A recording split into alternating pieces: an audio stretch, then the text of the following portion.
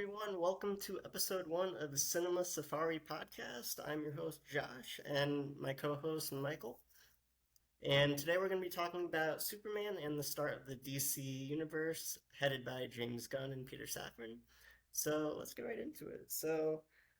Superman had a very big opening weekend at the box office, and it actually recently did pass Man of Steel to become the highest opening for a solo Superman film of all time. It is behind Batman versus Superman, but that's kind of a Right. crossover. Yeah. So I thought it was a really good start for the DC universe. It was very, very different contrasts in style and tone from the Man of Steel. Man of Steel was very more serious and grounded Superman. And I felt like David Cornsweet's portrayal was closer to Christopher Reeves in a lot of ways. Yeah, that from what I've read, the whole style of the movie is a whole lot different. It's brighter, it's more lively. It's not melancholy and depressive like the rest of the Superman DC movies have been, starting with really, I guess Tim Burton's Batman with that dark, and then Christopher Nolan really took it to a whole nother dark and depressive level. And I think every superhero movie since has kind of followed that format. So it's refreshing to see a new take. Obviously it's a shiny new toy, so I think that contributes a lot to the everybody going to see it. We haven't had a good comic book movie since I would say Deadpool and Wolverine. Um, I think fans were jonesing for something. It'll be interesting to see, how James Gunn is able to shape the DC universe. I think I have reservations about it. I think he had one hit, and now all of a sudden they've anointed him this king. And listen, the sequels to Guardians of the Galaxy were not good at all.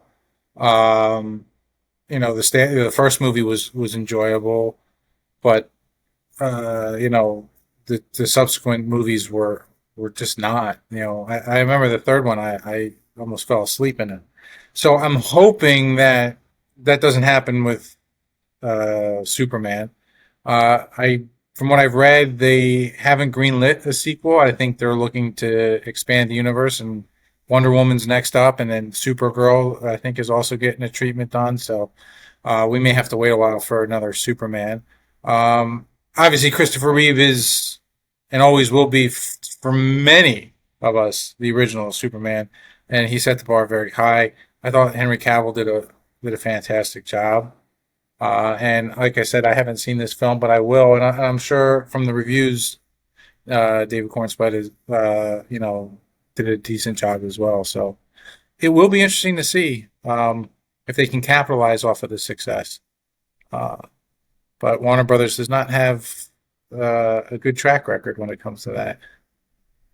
Yeah, I think that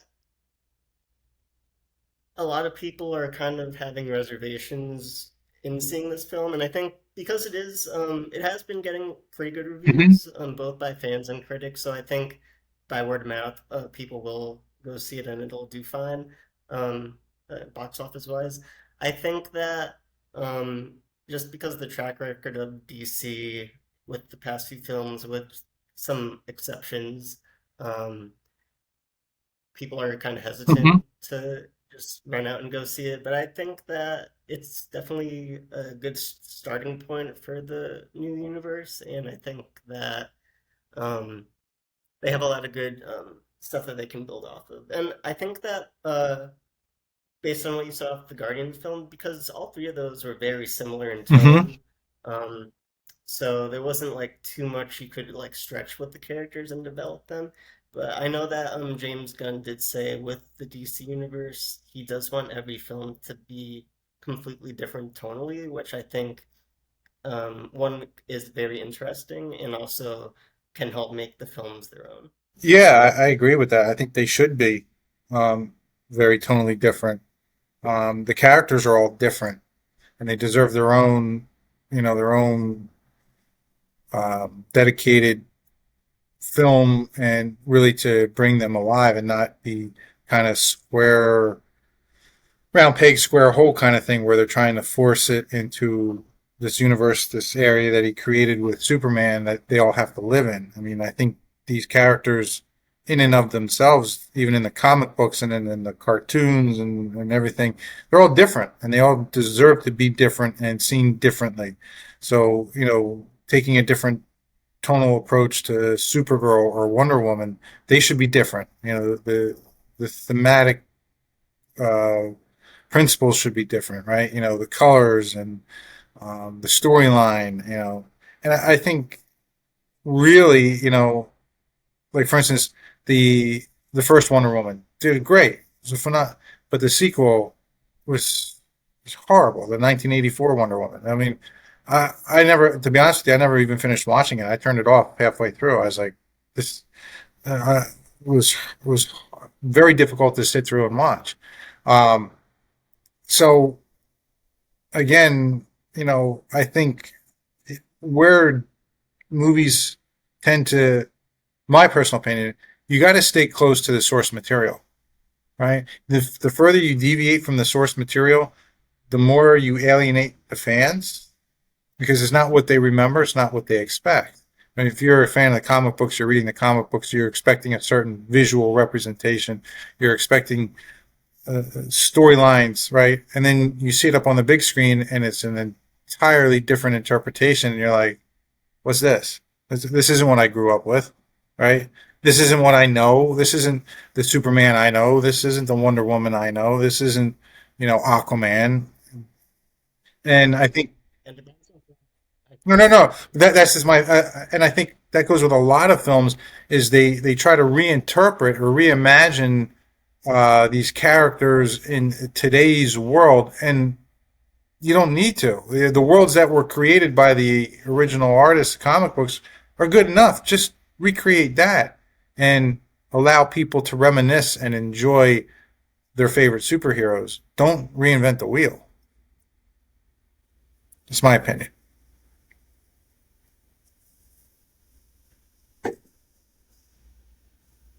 and I think that's part of like where Superman.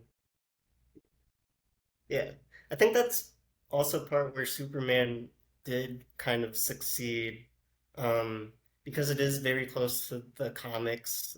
David Cornsweet's portrayal and just the writing in general is very similar to the comics, whereas Henry Cavill was more, it was darker, more grounded, which I think for the times the world was in when that film was made, it worked to a good amount of degrees, but it definitely wasn't. I think it succeeded and failed because it wasn't really close to the comics. It wasn't the Superman that we really knew growing up from the comics or even past iterations. Um, and like Henry Cavill, like Superman symbolizes hope.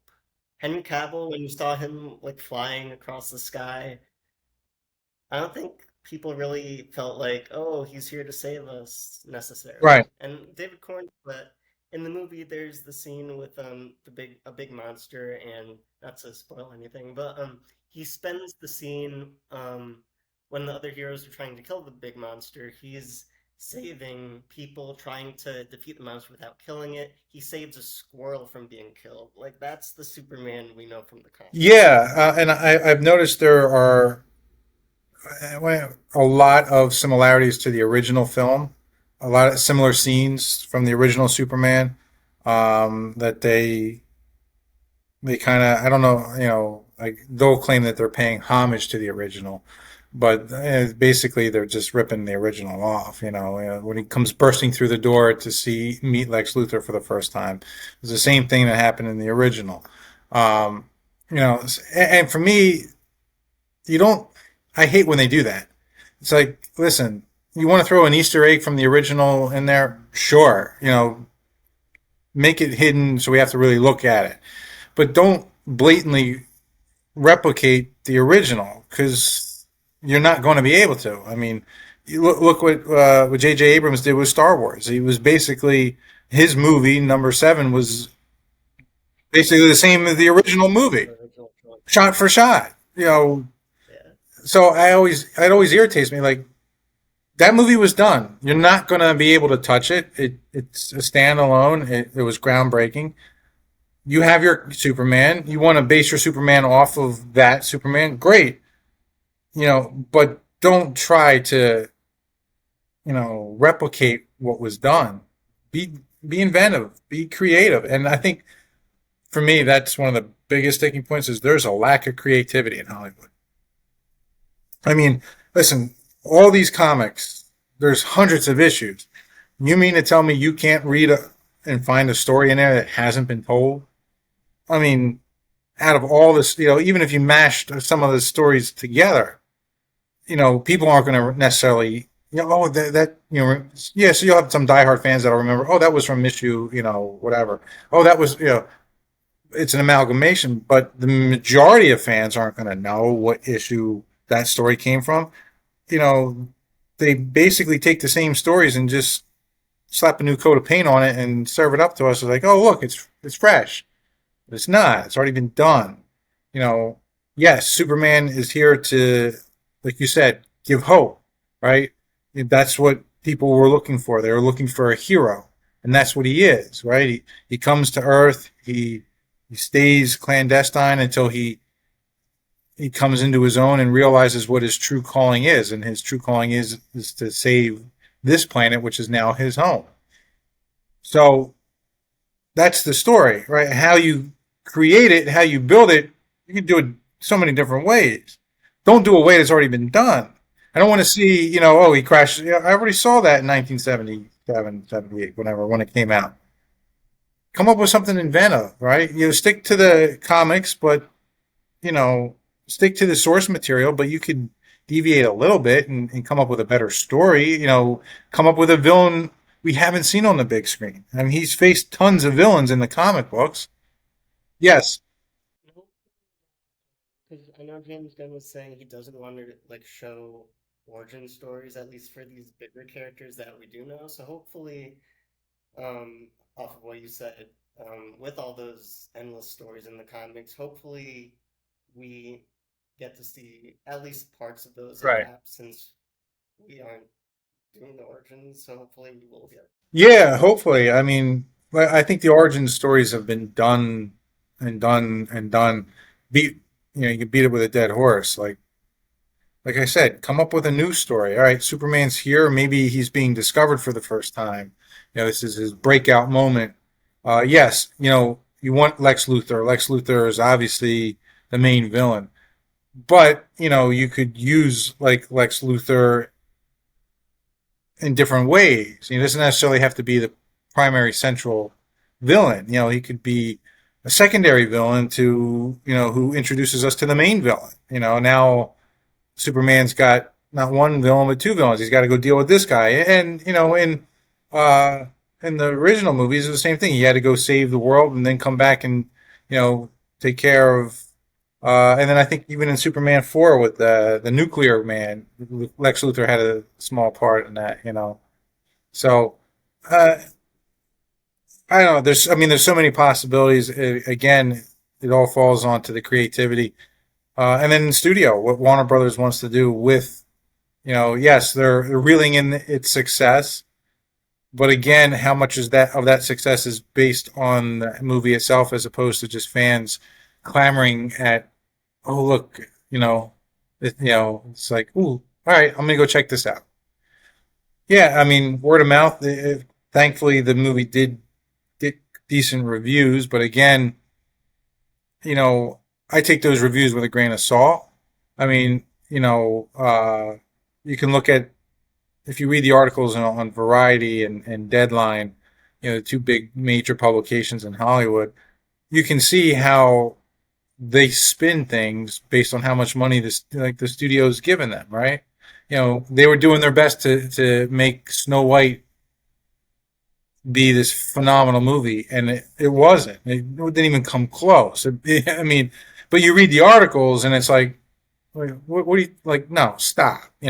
And the same thing with Superman. Oh, like stop blowing smoke up our noses and be truthful. That you're doing a disservice if you think you're going to give a false review and expect the public, in today's day and age, people are very weary of that. So I never look at the reviews of the critics. I'll go on Rotten Tomatoes and see what the masses think, but it doesn't necessarily um, influence my decision to see the film. I base my desires on the trailers and what I see on the screen. Oh, that looks interesting. You know, if it doesn't, I'll wait for it to come out on one of the streaming services, wherever where I can get it for like next to nothing, and then I may watch it. And then if I don't like it, I can turn on something else instead of spending $20 for a movie ticket. Now I'm stuck there, and I gotta. Uh. But when I go to the movies and I look at the previews, I'm like, yep, I'll go see that one. That one, nah. That one, nah, because it doesn't interest me. We're visual, right? Oh yeah, like the aesthetic, it looks cool, yeah. Or no, it doesn't. But that's my personal opinion on it. I think you're right. Each film needs to be its own separate iteration of and not necessarily fit into a jigsaw puzzle. I mean, like you probably could piece them together a little bit. They don't need to be, right? They're all in the same universe, but they're all in different parts of the universe, right? Yeah. I think that's also where like the early MCU films kind of succeeded, where you had Iron Man, then you like had the cameo of Tony Stark and then an Incredible Hulk, and then the first Captain America film, even though that was set like earlier on, and then Thor and everything on different worlds, but like they all felt like standalone films until you brought them in together for the Avengers, and I think that's where the DCU failed, Hmm. kind of, because they kind of rushed things and just put everyone together right off the bat. And hopefully, with this new franchise, um, they do take the time, and I think that's kind of what they're trying to do, kind of take a similar approach to the MCU, because they did hint at a Justice League film down the road, but they do want to introduce all these characters first, and hopefully um, we get to see more developed characters before they interact with each other. Yeah, I totally agree. The problem is they like to run before they can walk. They have all these, grand schemes, and then they neglect, what's right in front of them, and these sequels they all fall flat, and they don't do well, and now all those grand schemes get. So, like you said, like focus on what's in front of you. Don't worry. We don't need a Justice League film right now. We don't, right? There's no reason for it. If you want to introduce the new characters. You know, intro, my thing is introduce characters we haven't seen, right? Yeah, all right. We've seen Wonder Woman. Okay, but you're going to do it again. We've seen Superman. All right, we're going to do it again. Aquaman, we're going to do it again. What about the rest of the roster? There's hundreds of characters that you could make a movie about. Yeah, it's not necessarily going to have and I get it. It's the draw, right? The marketing. People don't know who this is. Well, start. That's what you do. You got to start grassroots. You got to start releasing teasers of these characters so that people get interested in them and start looking into them and start reading those comics. And you know, eh, that's how you do it. You do it organically, and next thing you know, all right, now they're clamoring for that character. Yeah, yeah. But now they're going to make a Wonder Woman film, and it's going to be something similar to the original Wonder Woman. Like Supergirl. Great, great idea. The TV show was so-so. Um, the original film never saw the light of day. You know, the original cut I think is out there somewhere, the international cut, and that they ended up trimming it down like a half hour. and I don't know if it went right to video or not. I don't remember, but there's a character you can introduce, you know, and then maybe you tease a common villain that both Supergirl and Superman fought, and now you can do you set up for the possibility of a joint Superman Supergirl film. Fans would love that, right? Why not? We haven't seen that. Haven't seen that. I don't need to see Superman and Wonder Woman. Show me Superman and Supergirl. Keep it in the family kind of thing, Supergirl, there's a lot of mystique about it. She's not as well known to the masses. Yes, you have your comic book fans who know her, but the average person doesn't read comic books. Supergirl, I don't know Supergirl, right? So you're going to have to kind of, if you're not going to do an origin story, you're going to have to explain how she got here. You're going to have to explain. Wait a minute, because we were like Superman. Where do you get Supergirl from? You know what I mean? You're gonna have to do something. You're gonna have to explain it. But that would be a movie I think people would love to see. Superman and Supergirl. And why not? But again, it's all economics from the studio standpoint of what's going to sell and what can be market, and unfortunately, those decisions stifle the creativity too many times in Hollywood, which is a bummer. Off the point of some lesser known characters, they did introduce like Mr. Terrific, uh, Hawk Girl, which I don't think she's ever been in like a live action film, and then Guy Gardner. Okay. Um, but Mr. Terrific, he was definitely one of the standout characters in the movie. A lot of great reactions by people that were in the theater with me and just talking to Mhm. other people. So I think that having him in maybe his own possibly movie or show or just being have a bigger role in the universe going forward, I think would be a good thing because not a lot of people really know Mr. Terrific. I had no idea who he was when I saw the film, and I thought he was pretty well written and well portrayed, and more characters like that I think are gonna be Right. good to see. Yeah, no, I Moving think on more. I think you're right. I think you hit it on the head. Yeah. I think true comic book fans want to see some of these characters get up on the big screen, you know, and I think they did that a little bit with the Suicide Squad. How that movie just the first one was good, the second one not so much. And sequels, sequels are hard, right? It's hard to to to capture lightning in a bottle twice, right? And I really think with sequels, it all comes down to the story. What's the story? What are your intents? Like take Batman, the original Batman, phenomenal movie. The sequel, darker, more. Danny DeVito's Penguin was all way out there. Then you have Michelle Pfeiffer, sex symbol, for all the guys, and they kind of they kind of balanced it out a little bit, right? When she was on screen, nobody's paying attention to Danny DeVito or Michael Keaton. All eyes were on her, right? Um, so it kind of balanced out that darkness, and then obviously the third films, they just fell off a cliff after that. But they introduced some of those characters, Poison Ivy, the Riddler. It was great to see those characters get up on screen, Mister Freeze. And because most people remember the villains from Batman from the '60s show, the campy '60s show, right?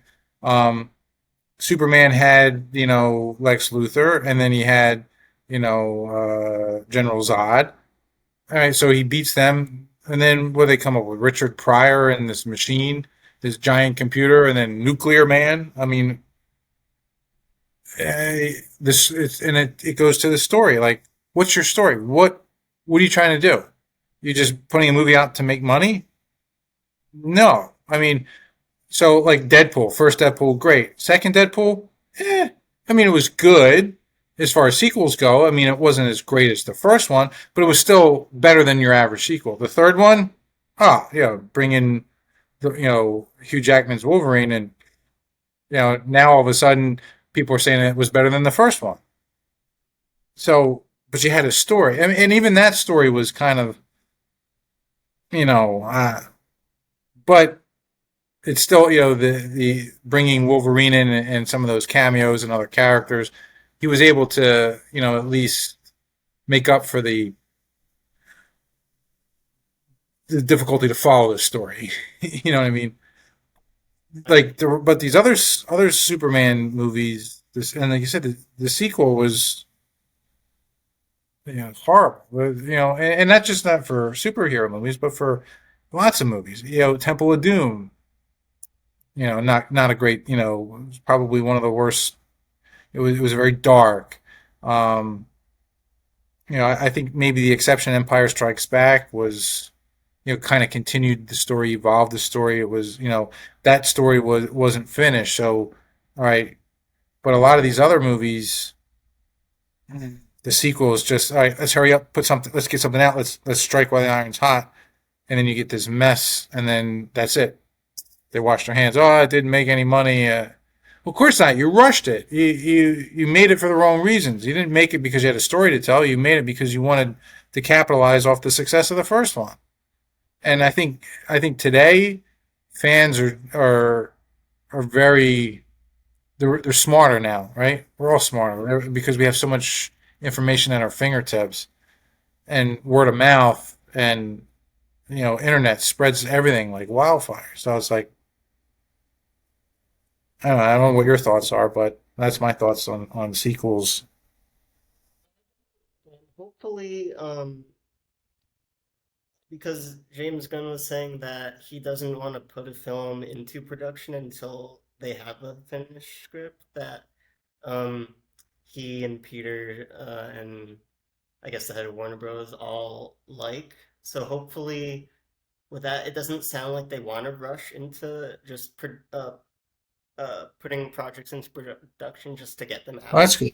Um, so hopefully that helps too, because I think that's like, especially with recent Marvel, um, they've just been like releasing project after project and a lot of them have been suffering. So I hopefully with this approach, we do get some projects that are more solid and that.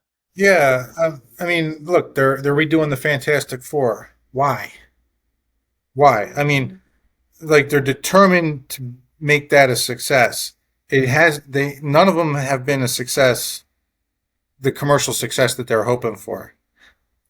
They're just not. I just don't think those characters are, say, strong enough, or the interest just isn't there for that. You know what I mean? It's been done. This will be like the third or fourth time now that they've done it, and again they're trying to capitalize off of Pedro Pascal's popularity and the Mandalorian, and but eventually what happens, and you saw it with The Rock. People got sick and tired of him. They reach their fill, right? I don't want to see this guy again. Every time I turn on the TV, I see him. No, I'm good. You know what I mean? I want to see somebody else. And his Black Adam movie bombed, and I think there was a lot of reasons is ego for him, and he likes to be in total control and not let people who know. Um, and I think his star power has faded, right? He was everywhere. I feel like even like a lot of his roles are basically he Same plays the character. same type of character, so it's not interesting to see. I think it's similar with like Jason Statham, who Look, just Jason, I don't know if you saw like the I did. Beekeeper, the Working I saw it's both. It was the same basically the movie. same Yeah. movie where he has a different job, but it's basically Yeah. just acting. Vince Vaughn, same thing. He plays the same character. Even Will Ferrell, same character, different movie. A majority of his film, yeah, with the exception of maybe two or three, but majority of his characters are the same. You could take that character out of one film and put it in the other, and same thing. Um, but yeah, you're right. Um, but again, why do we need another Fantastic Four? We don't. Come up with something better. There's a ton of source material that you could find. Find a comic book, you know, that fans would like. And I think that's how they settled on Iron Man was kids picked Iron Man out of they gave him a list and like that one, and I don't think it was because they read it, it was because he looked like a robot. Because at the time when they were making it, Iron Man wasn't No, that well known of a character. so if you can do that with Iron Man, you can do that with any other comic book as long as you do it the right way, right? You do it the way John Favreau did it, you know, and speaking of that, now you're going to recast Robert Downey Jr. as Doctor Doom. Why? There's like you mean to tell me there's not another? He had his run. Put somebody else in there. I don't want to see because now. Oh look, it's Iron Man. He's a villain this time. Yes, and don't get me wrong. He's a very talented actor, and I'm sure he'll be able to pull it off. But majority of people are going to why are going to be there's going to be backlash. And I'm like, you can't find another actor, someone who hasn't been in the universe, to play a villain. Like, why do we have to recycle all these actors? I don't understand it. There's thousands of actors that could play these roles, but you keep going back to the same small pool. It's like, give somebody else a shot. Listen, they had their shot. Their movies either succeeded or they didn't. If they didn't, that's it. Move on. Cast new, fresh faces and new ideas. But they don't. Oh, let's go make another Fantastic Four movie. Okay, because the you didn't learn your lesson from the first three that bombed.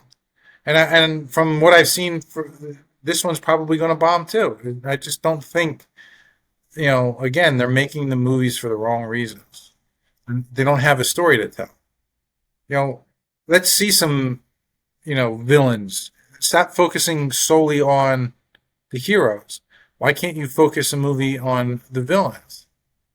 Right? We haven't really seen, with the exception of the Joker, which don't get me started on that mess. Look at that sequel. The first Joker was whatever. I wasn't a fan, but it was but the second one was just oh god awful. It had no identity. So I personally I think the DC villains and the Marvel villains they're more interesting than the superheroes. For the most part, yeah, there definitely are a lot that are because we don't really see them as much, so we don't really Right. the stories that we just don't know. Exactly. So why not focus on that? And then um, you can incorporate some of your heroes in there, obviously. Um, but you know, why not focus on something that hasn't been done? And I really think they they would be able to they'd be able to pull it off as long as you had a good story. And that's the problem, isn't it? There's no creativity anymore. They just want to rehash what's already been done. Um, you know, like Ghostbusters, perfect example, right? Here you have a phenomenal movie, groundbreaking, and all right.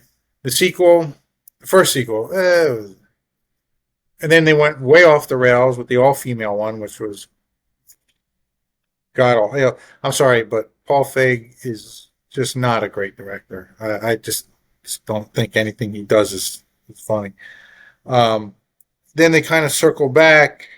Ivan Reitman's son is now involved, and it was a little bit better.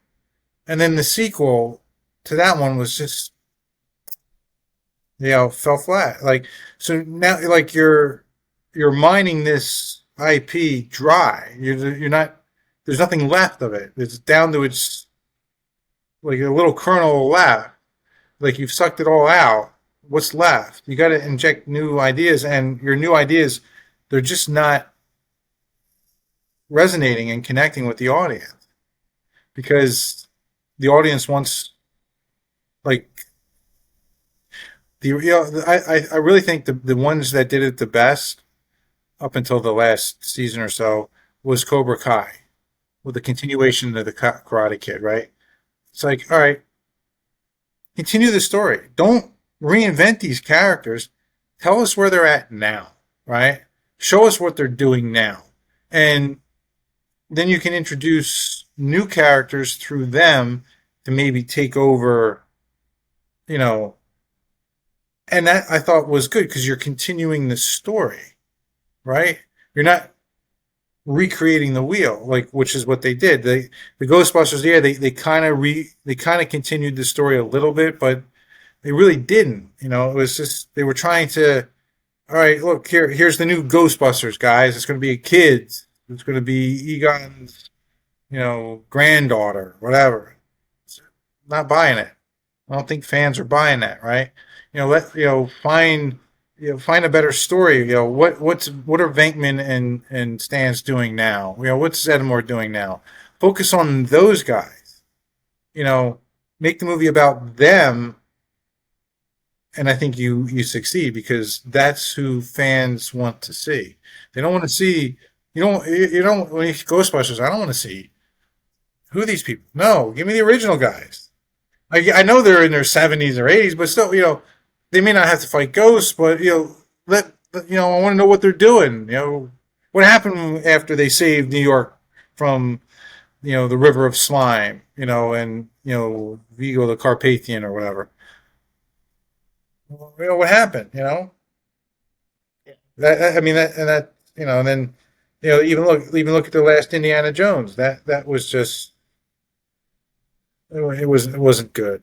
Spielberg didn't even direct it. He kind of just like I think he knew. And then again the last two, King Crystal Skulls and um, Dial of Destiny, whatever. It wasn't believable. Like aliens going back into time travel. I don't know. I mean, again, it's for me. It's just like the story all goes back to the story. How do you guys go from finding the Holy Grail to alien crystal skulls, then to now indeed time traveling back to prevent the what? That was a bit of a Yeah, stretch. it was weird. No, but yeah, there definitely are some certain things like Cobra Kai that, for the most part, did it well with like the legacy characters coming back. Um, but like then you have like Ghostbusters, Jurassic World. They brought back all those characters and um, either rushed things or just didn't have a good story. And if you're gonna bring back those characters that people love and find iconic, Hmm. have a good story. Yeah, exactly right. Like, all right, Jurassic Park. I'm like, how many more times are you gonna go back to the island? Like, really? Like, for what? What did you forget this time? Oh, I left the stove on. I gotta go back. Like, I mean, the sequel, fine, but the third one, and the fourth one, and I was like, oh my god, seriously? Like, where does it end? Oh, and even Michael Crichton left. I think the second or the third one because he's like, this story isn't. Yeah, this. No, it's not believable. The guy who created it, he's telling you it's not believable. Well, you should listen to him. If he can't find a story to continue his story, what does that tell you? Maybe you just It's time ah to draw the white flag and yeah, like maybe just hang it up and you know. But they can't help themselves because it's Jurassic Park. People, yes, that movie will come out and people will go to it because it's Jurassic Park.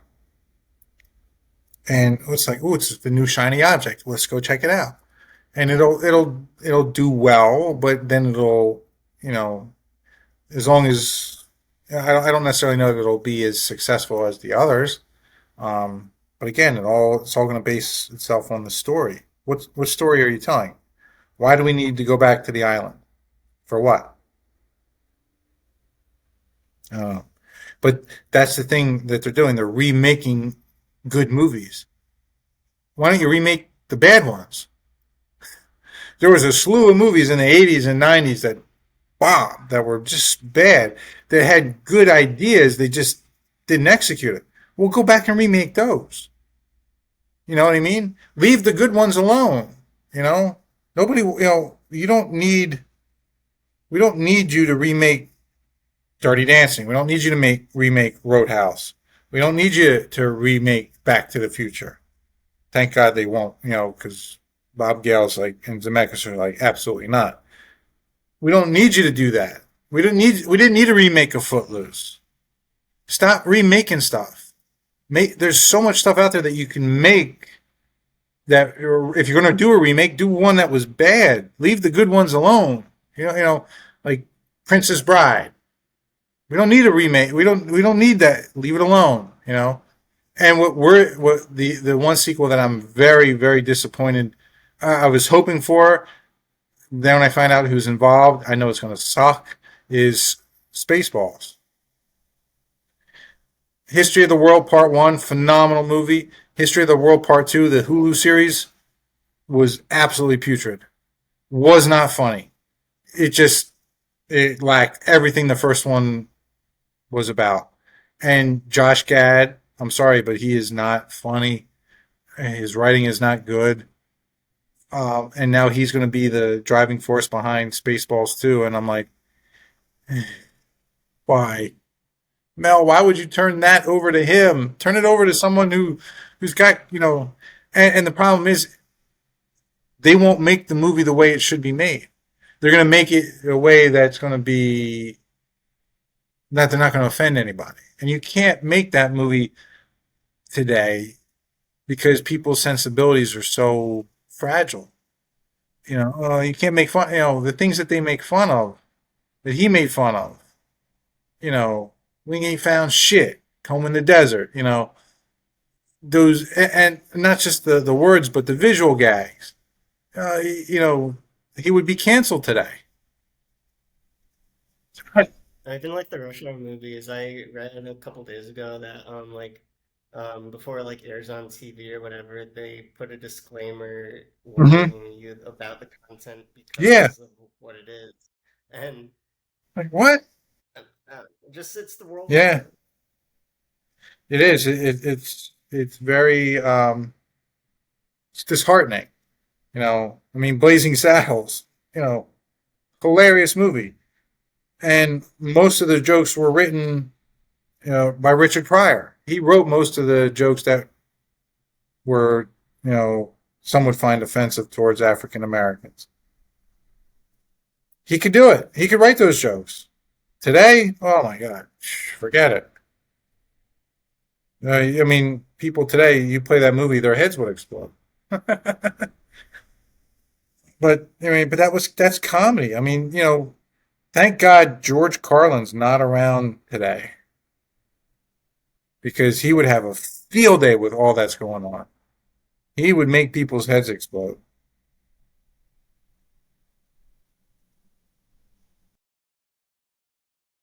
in. So jumping Yes. to some future uh, movies that are coming up. The next movie that's slated is Supergirl for next June, Okay. um, which is going to be interesting. And then we have Clayface in next September. And it looks like Wonder Woman got taken off the docket for now. Really? Um, but Supergirl, the next film, um, stated that it's going to be like a cosmic sci-fi epic adventure with Supergirl and Krypto returning to travel the universe and have some interesting adventures there. So hopefully that turns out interesting. I am a big sci-fi fan, and then hopefully it's just a lot different tonally because of what Superman very it had dramatic moments at times, but very comic too. And then hopefully Supergirl. I heard James Gunn wants it to be a lot more serious and dark. So hopefully we get that. Then we have Clayface, which when I read the description of what it might be, I feel like it's gonna be a kind of like neo-noir horror film, which I'm excited for. Um, it's gonna be interesting to see. And then we have the Authority. Um, which I feel like it's gonna the authority when I think of it. I don't really know what the authority is or who's gonna be in it, but I feel like it's gonna be a team up film of like different villains. Um, Kind of like a darker version of like maybe the Thunderbolts or Suicide Squad. So I know a couple villains from Superman are supposed to be on the Authority team, so that should be interesting as well. Um, then we have the Brave and the Bold, which James Gunn has said that Batman is his biggest problem right now because he wants to invent a Batman that we have not seen before. And then for the Brave and the Bold film, they do want to introduce Damian Wayne, which in the comics is his Bruce Yeah, Wayne's son. So that'll be interesting to see in live action and their relationship, and then going down the road how those two interact with the rest of the yeah, universe, that especially dynamic will with be some other characters. definitely be interesting to see how they, again, I mean, I don't know. I got mixed feelings on that. Um, why not? If you haven't done a movie about Robin, so give Robin his due before you give Bruce Wayne's son, who's like way down on the list of characters that the average Batman fan is gonna be like, Bruce Wayne's got a son. When did that happen? You know. Oh, okay. I mean, yeah, yeah. You'd have to be really up on the comics to know that. I mean, why not focus the movie? Give us a good Batman and Robin. You know, not the Chris O'Donnell farce. With George Clooney and then Alicia Silverstone as Batgirl. But give us a good Batman and Robin film. And I'm sorry, but their choices to play Batman. Robert Patterson. Sorry, it's just not. And then to make the Batmobile, like a regular muscle car. Really, like, come on, man. Like, so you know, again, Michael Keaton's casting was controversial, but he played it off. He pulled it off because I really think the you need that you need that kind of comedic talent to play this dark because it balances you out. Bruce Wayne is, you know, I don't want to say he's aloof, but he's the opposite of Batman, right? And he's Him kind of because his Bruce Wayne was just he was just dark yeah, across the board, which I think didn't it worked in some aspects maybe, but like very different from like Michael yeah. Keaton or even like Christian Bale, like as Bruce Wayne, he had his moments of um like lighter Hmm. moments as Bruce Wayne. And you need those. You need those lighter moments because that's what really differentiates the character, right? Once you put on the suit, you're Batman, but when you take that suit off, you're not, and you got to be different. And I was reading an article, when Christopher Reeve was filming at Pinewood Studios, and he walked into the cafeteria to eat, and dressed as Superman. Everybody, the women swooning over him, heads turn. But when he would walk in there dressed as Clark Kent, nobody would pay him any attention. Like, who's that guy?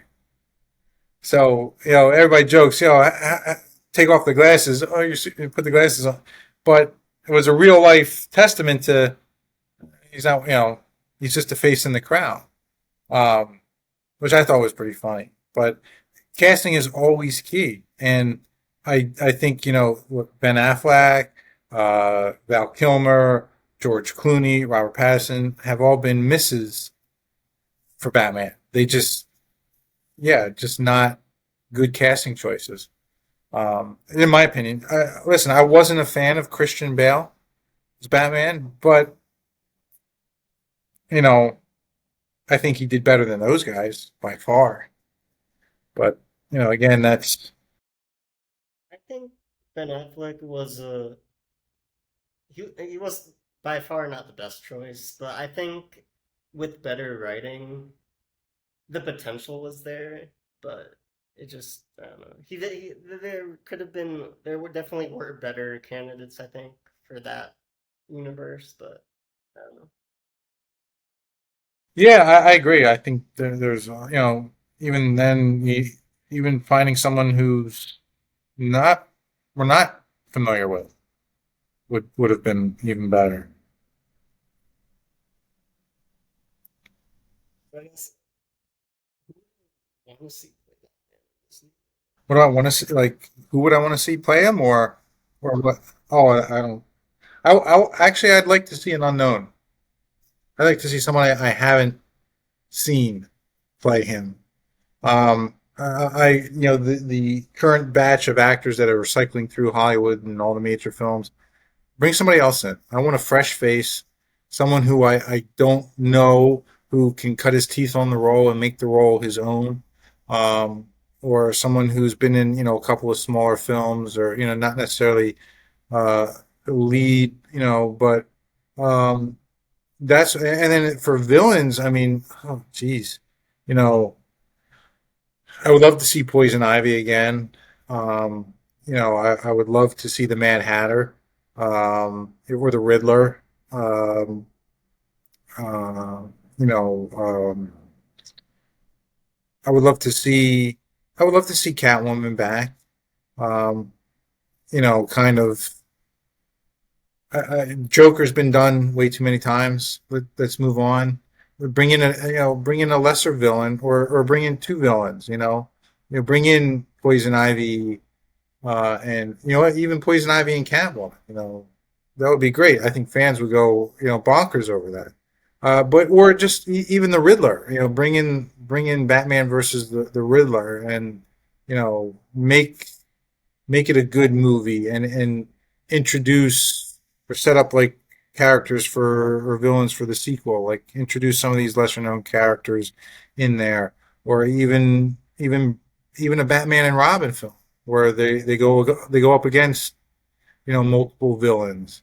Because I don't necessarily think that you need one villain per se for each film. Like, you could have multiple villains, because now you're teasing the fans, right? Now they're going to want more, right? You introduce a villain and he's only on the screen for a short time, and people, no, I want more. So now you got to bring him back, right? Um, you know, and that, I think, creates the chatter, and that creates the curiosity, and that creates the want, and that keeps your fans, yes, give me more. I need more. I want more, even if it's a cut scene at the end credits. Oh, snap. Like, Batman will return, or whatever. You see a new villain or whatever. But for me, I think you can do it. You can have multiple villains, each with their own storyline in there, and maybe one of them gets away. Batman doesn't get them all. He only gets one. You know what I mean? And now you're setting it up for a sequel where maybe that villain comes back. Maybe he doesn't come back to the third movie. Maybe he's briefly mentioned in the second one. Maybe the second one's about him. Like, now you've created so many different avenues. Um, that's what I would like to see. I would like to see a good Batman and Robin going up against two main villains from the comics, and maybe a third lesser known villain gets introduced, and or maybe it's an origin story for a future villain. One he goes after one villain and creates a second villain, as is often the case in that world. That's what I would like to see. you know and Batman and Robin, they go after this villain, and then now they've created a second villain who's now coming back for revenge or whatever. Who's going to learn from. That's what I would like to see. And new, fresh faces, not anybody that's been there. I don't want anybody with a long laundry list of awards and nominations, and I want a fresh face, someone who I haven't seen, someone who I can latch onto and be like, all right, you're the guy, you're my guy now. I think that's where David Cornswell went right because no one he wasn't really known, I would say, before this.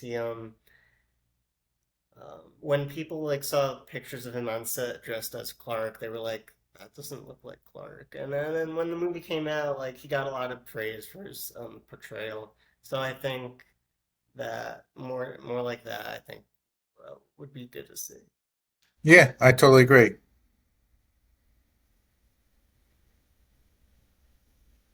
Totally agree.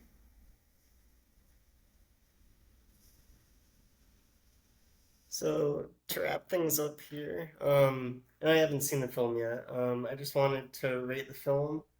And then once you do see it, you'll have to Yeah. give me your rating. So out of 4 stars, I really liked it. I thought it was a great start to the new universe.